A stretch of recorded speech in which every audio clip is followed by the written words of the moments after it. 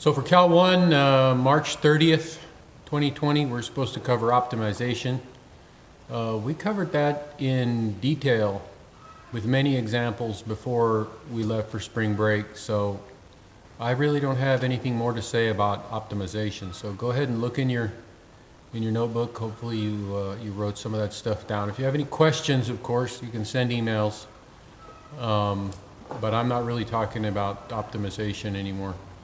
The next thing on the calendar is Newton's method. The calendar, by the way, is online. It's been updated by the coordinator. You should probably take a look at that.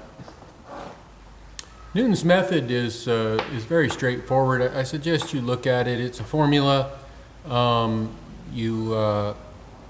It's a way of, well, there are a lot of things you can do with it actually, but I think the primary perspective on it is that it's a way of finding a zero of a polynomial. So, and it's got a derivative of a polynomial in it, which you know how to do. And what you do is you take a wild guess at where you think a zero might be, plug it into the formula, just plug and chug, calculator stuff, use your calculator. And you'll get an answer. And then you take that answer and then you plug it back in and you keep doing that. So it's an iterative process. And the idea is that sooner or later you're going to get the same answer sort of, or very, very close to the same answer over and over again. And that indicates that you've got a zero to the polynomial.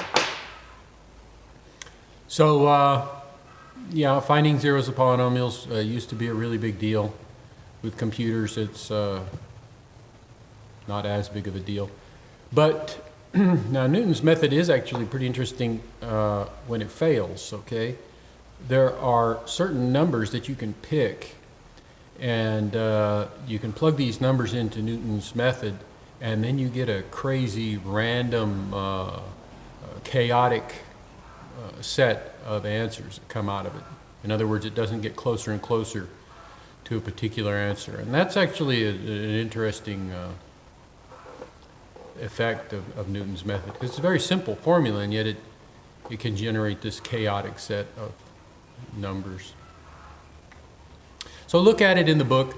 If you have any questions or problems with it, you can send me an email and I'll address specific questions about it. I'm not really planning on talking about it in detail any more than I already have. The next thing after that on the calendar, it says practice for test number 2. So I'm going to look at that and see that it's going to be on WebAssign. So that's going to be something new for us, new for me too. So I'll be looking at that and see what I can do to prepare you for it.